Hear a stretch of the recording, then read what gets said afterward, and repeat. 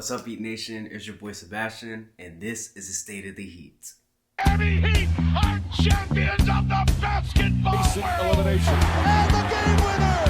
Couldn't punch it! Okay, all right. The Heat are guaranteed to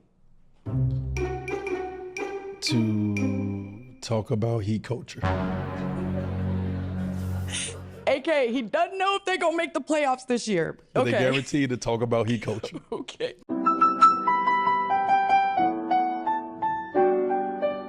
We started the season with Jimmy saying we're going to try to win a championship. I think obviously if we're calling a spade, we're not contenders right now. We're not contenders right now. We're going to correct that. We're going to get better. We have enough experience with it now. Our guys are fully aware of it. Everybody wants to be better in these situations, when we're up. But I think with the team that we're trying to put together, we have a lot of young guys that can really help us win. Khalil Ware's coming into his own, Nico, Jovic, Jaquez. So I think we have a lot of young guys that are starting to, really see where their role can be with the new roster we have.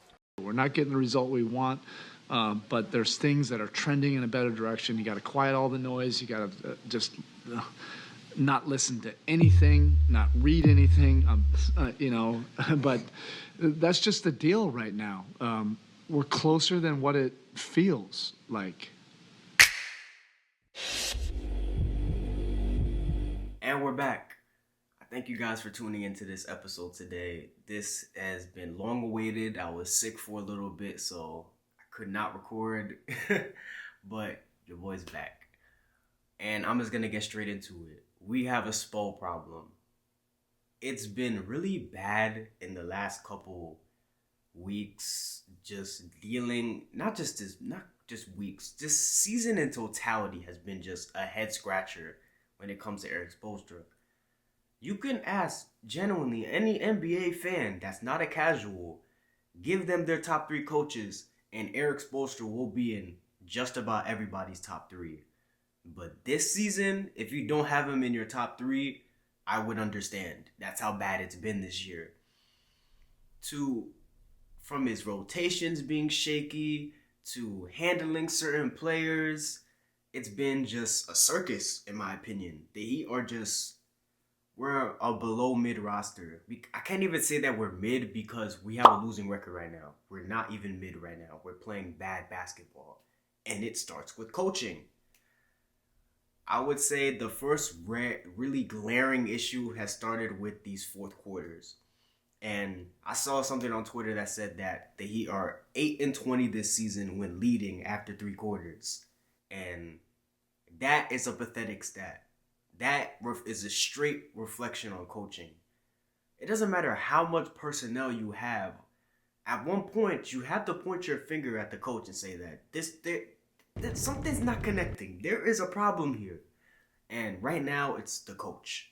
Obviously, you can make the argument that this roster is flawed.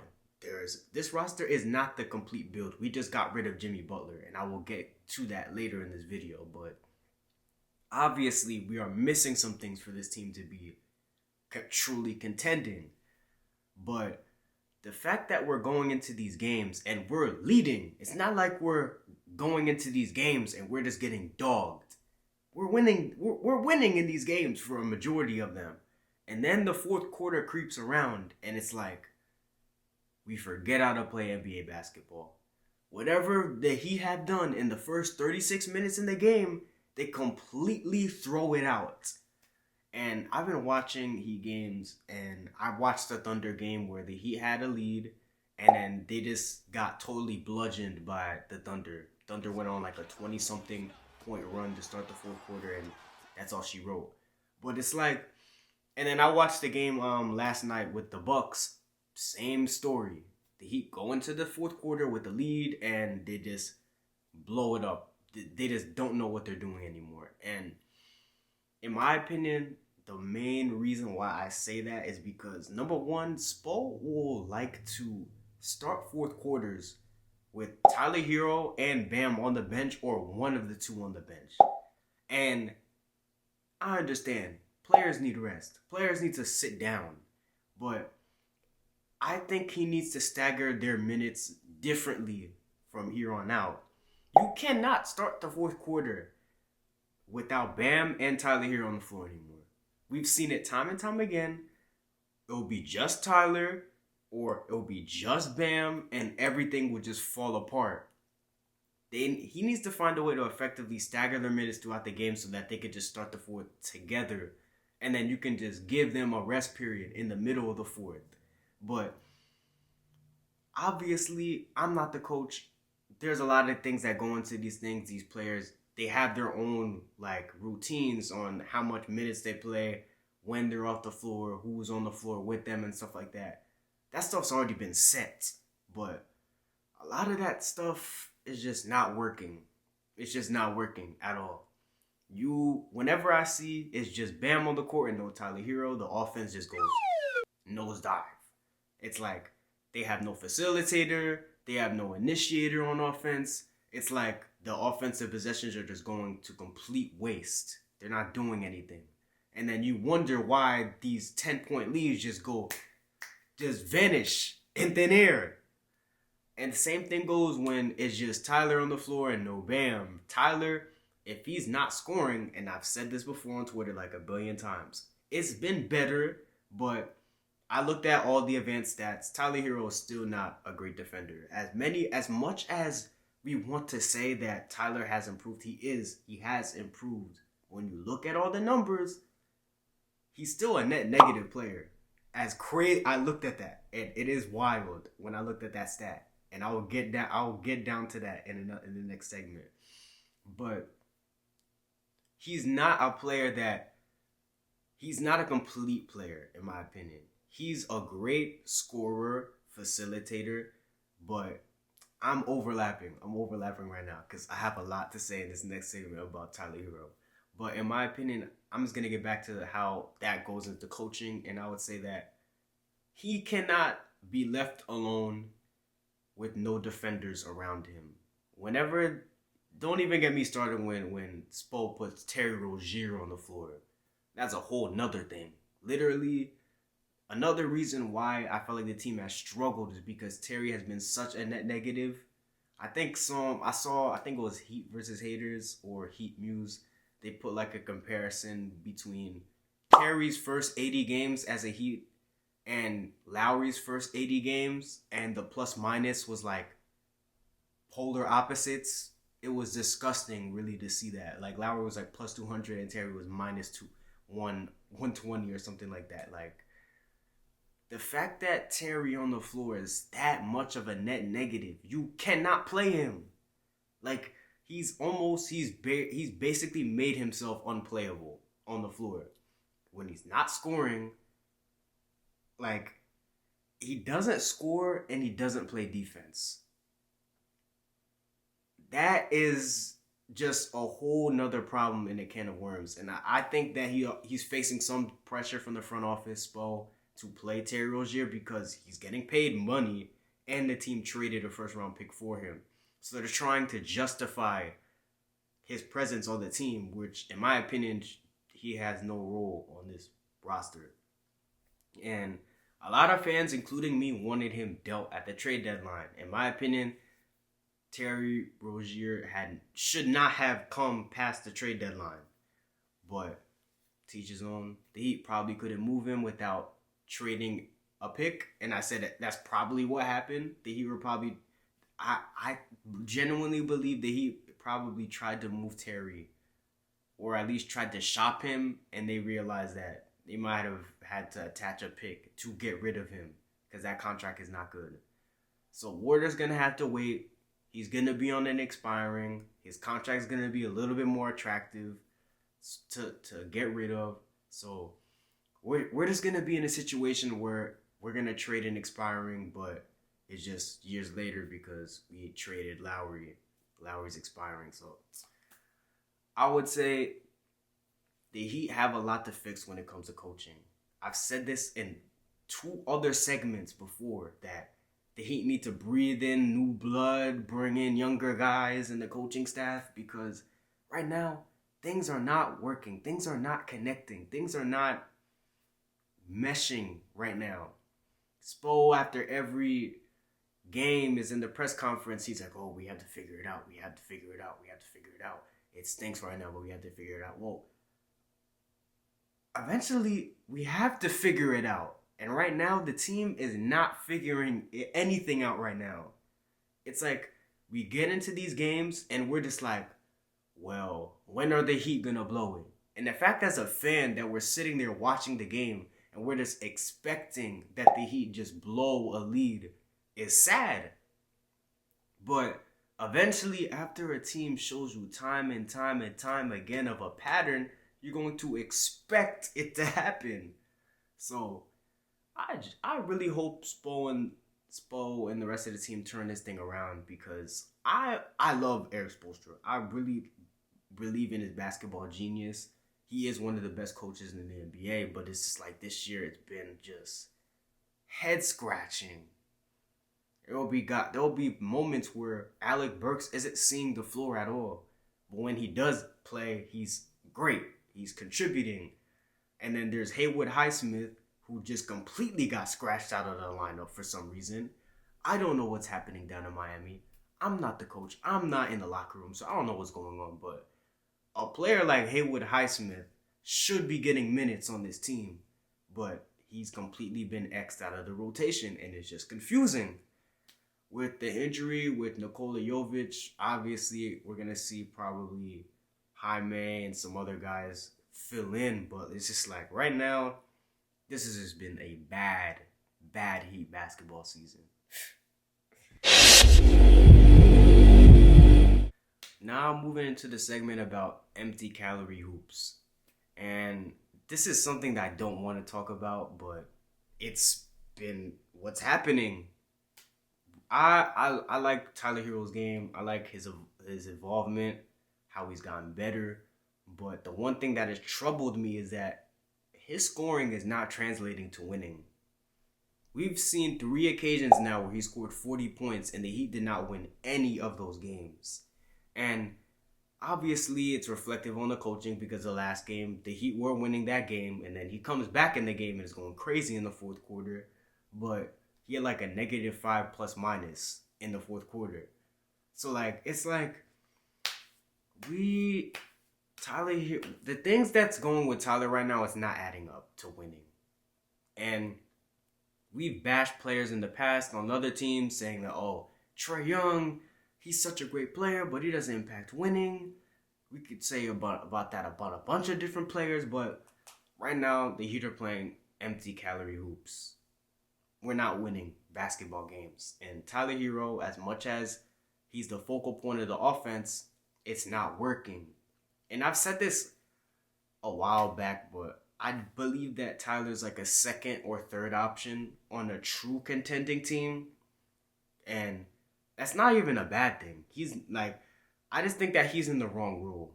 Tyler Hero is a great player and a great scorer, but we've seen this a lot of times where you see players, they get an increased volume, but the volume doesn't match winning, because that's not the role that they're supposed to be in. Like, Bam Adebayo can score 20 points, but Bam Adebayo is not a primary scorer. Bam, in my opinion, is like a third option on a true contender. Third, fourth scoring option, almost. If Bam Adebayo is your fourth scoring option, you are looking pretty good as a team. But right now, we have Tyler at 1 and Bam at 2 when it comes to scoring options. And they both should really be 2 or 3s or 3 or 4s. So you're looking at these guys, and then these guys are the ones that take the majority of the shots every night. And it's not a bad thing. They're both all-star caliber players. But we don't have that dog. We don't have that guy that we can look at it and point at and say, that's a number 1. Because Tyler Hero, he's a great player, but he's not a number 1 on a championship team. You can look at Bam Adebayo and say, yeah, it's a great player, but he's not a number 1 when it comes to scoring. And we've seen this a billion times, but when it comes to this league, you got to be able to score. We've said this, the Heat, we have no issues with defending. The Heat have no issues with playing defense. What the Heat have issues with is putting the ball in the basket and being consistent with it. And I've lobbied for Trae Young because I genuinely believe that Trae Young would solve a lot of these offensive issues that the Heat have. But I genuinely believe you put Trae Young next to Tyler Hero, Bam Adebayo, Khalil Ware, that team will genuinely be leaps and bounds better. That team is a contender. Because not only do you have, let me just give you the lineup. Trae Young, Tyler Hero, Andrew Wiggins, Bam Adebayo, and Khalil Ware. That starting five, you will get dynamite scoring from Trae Young and playmaking for your bigs. Bam Adebayo is not having to do a tween hezzy to try to score anymore. He's getting the ball spoon-fed to him. Him and Khalil Ware will get the ball spoon-fed to them. There'll be lob threats. And then you have Tyler Hero, who will be a secondary scorer, who will be a guy that can hoist up the ball, get hot in a minute. Then you got Andrew Wiggins, who will give you a good 15 points and solid defense. Then you got Bam Adebayo. Bam Adebayo is what, your third option here? That's good. Then you got Khalil Ware, who we have a feeling that he can really be almost an elite caliber player, like a Tyson Chandler with the jump shot, like prime Tyson Chandler with the jump shot. That's a really good player. Some people are saying Anthony Davis. I'm not going to go there yet until I see it, but he has a very high ceiling, and a player like Trae Young could really unlock a player like that. So that starting five alone would give a lot of teams headaches. So that's just me putting into perspective how I genuinely believe that Tyler Hero is in the wrong role. That the team currently constructed is a year away. Like, they need to do some more moves. They need a dog bigger than Tyler. Because Tyler is not that guy. He's a great player, but he's not that guy. And it's okay for Heat fans to admit this. You would be wrong to try to convince yourself that we're gonna run out this. If we run out the same team next year, that we're gonna be better. No, we're going to be in the same position, almost 500, scratching the play-in, just being stuck in That's not where the Heat want to be, anyways.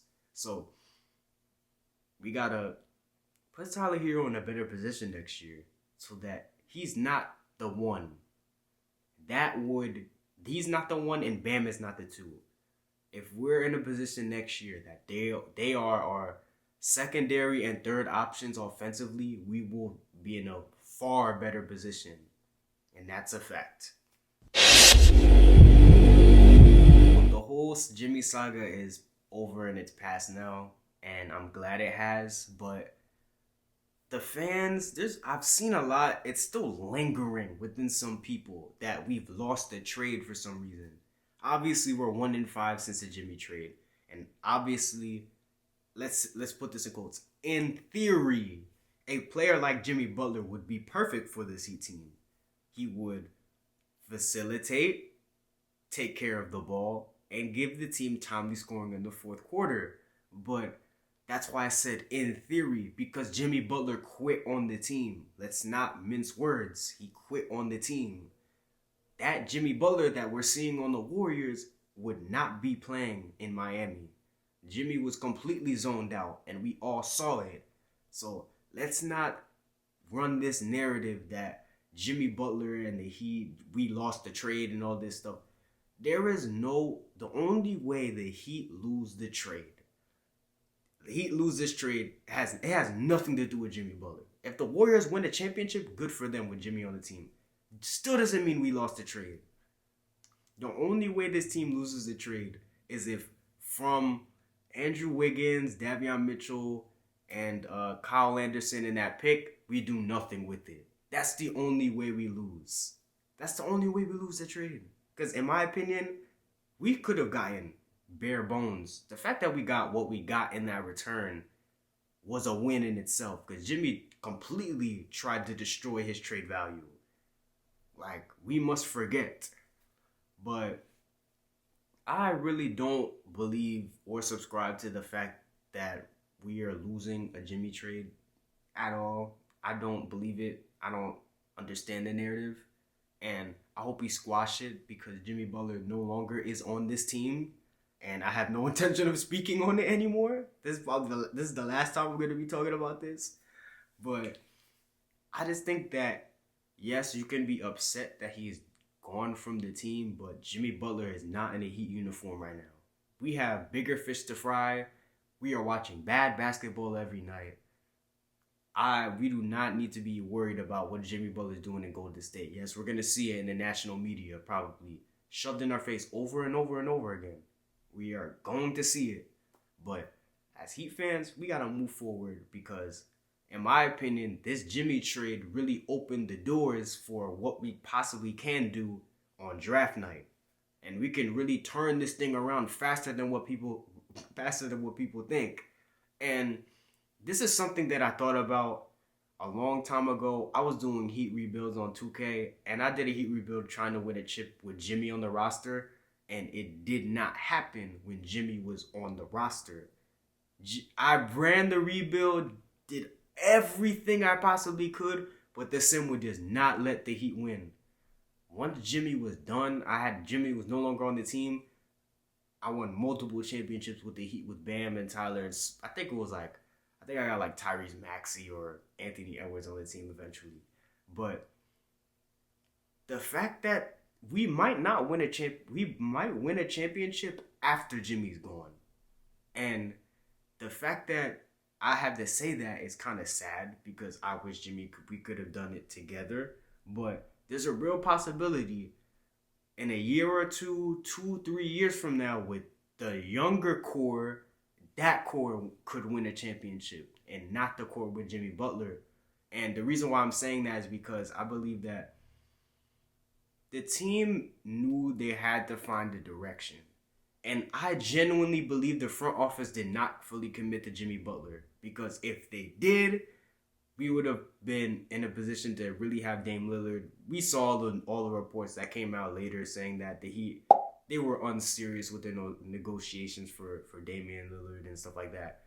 They didn't go all in. And I believe that the Heat are in a position where they won't have to compromise too much to really get a star because they're going to load up on assets. And because the Heat, when Jimmy was here, it's either teams didn't take our roster serious, in my opinion, when it comes to offering players. But now that we have our picks opened up and all this other stuff, a lot of things have opened up for what the Heat could possibly do. So we might win a chip, and Jimmy's not on the team. And as sad as that is, we'll be happy because we are Miami Heat fans. Unless you are a Jimmy Butler Miami Heat fan, then I feel sorry for you. But in my opinion, fandom should start with the team first. If you are a player fan, that's good for you. But player fans, in my opinion, are the ones that really ruin fandom, and for me, and just in general. Because I believe that if you're a fan of a player instead of a fan of the team, you see everything in a totally different light. And that's why I've seen this whole Jimmy saga in a different light, is because I'm not a Jimmy Butler fan. I like Jimmy Butler. Jimmy Butler is a great player, but I'm a Miami Heat fan. I'm a fan of the team. I watch Heat basketball. I don't watch Jimmy Butler Heat basketball. I don't watch Bam Adebayo Heat basketball. They just happen to be on the team. Like, you get what I'm saying. That's how I watch the team. That's how I cover the team. That's how I feel like people should watch the team. You should watch about how can the team do the best. And if you like a player and the player doesn't do well, we don't care. I don't care. The player can go. I just believe that if you see everything from a team objective point of view, you would genuinely be a better, more educated, just a better fan, in my opinion, than a fan that's just a fan of a player. That's why we see all these hero stands, all these Bam stands, all these individual player stands try to divide and destroy the fan base. For a while, we'll see people who literally do not like players and will just hate on players time and time again. And I'm ranting. I don't know how I got here, but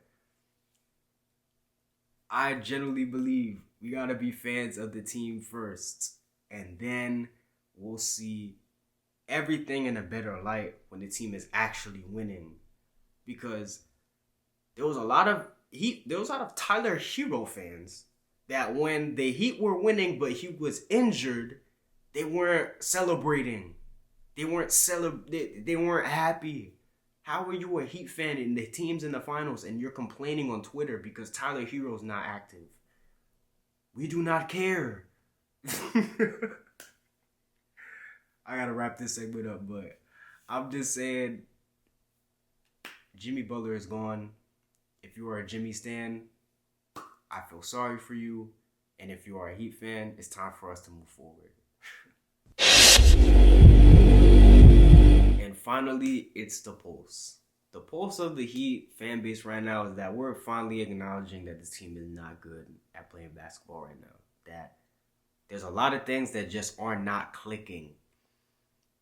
We saw Dwayne Wade on the pod literally not commit to this team being a playoff team.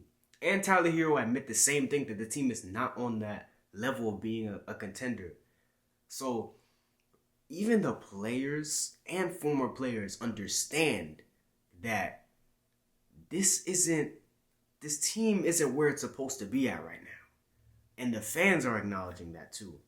Some fans are like, well, I want the team to eventually shut down Tyler Hero and Bam, focus on the next season, start tanking for the draft position.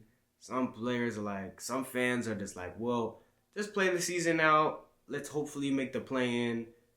Let's draw some team in the playoffs, and then that be that. Me, I just want the season to be over with. I am personally tired of this season.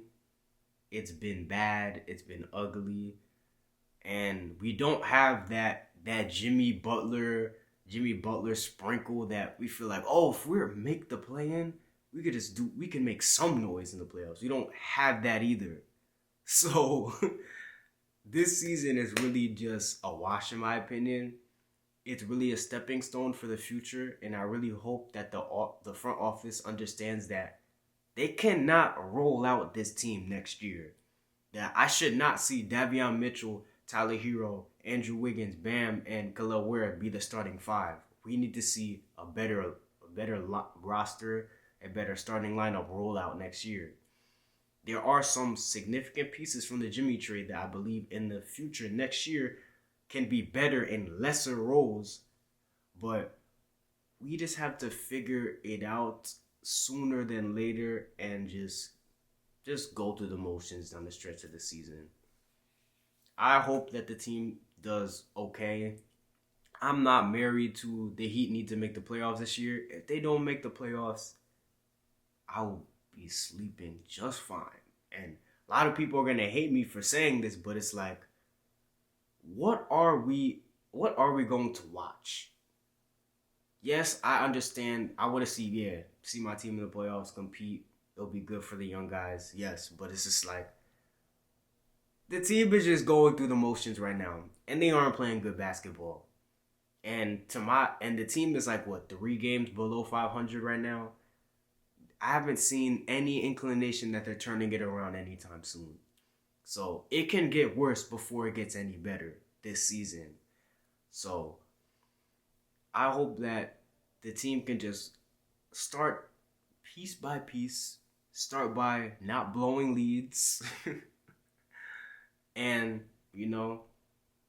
some young guys, some players can start filling in down the stretch of the season, playing more minutes because Jovic is down, so that just opens it up for the lineup and the rotation to be expanded. Because right now, I think the last game Spo's only playing 8 dudes, and if we're in that time of the season where Spo's shrinking his lineup, well, in my opinion, he needs to expand it and get those young guys more minutes, more time, more playing time, so that next year they're used to playing. Because I genuinely believe that next year we're gonna need some of these players, these younger guys on this roster, because I think the Heat are gonna make some bigger moves. Some guys that are on the roster right now might not be, and those younger guys who have been sitting on the bench, they are gonna be used. So that's really what I see right now for the team. So I hope you like the insight from this episode. It's been kind of a longer stretch from the last video to this video because I was a little sick, but I do thank you guys for tuning in for this one. And I got a collab coming up soon on Wednesday, so stay tuned for that. But I just thank you guys for just tuning in, hearing me just yap about the Miami Heat, because I believe that the national media does a terrible job covering our team, and that's why I decided just to take things up a little bit and just take my Twitter takes and just blab it out to you guys. So if you like this type of content, like, comment, subscribe, hit me on Twitter. You can talk to me on Twitter. I'm on there. Share this to your Heat fans, your Heat friends that are fans, so we can just grow this community up, man. And I just thank you guys all for just watching. Really am grateful for this. And I see all you guys on the flip side.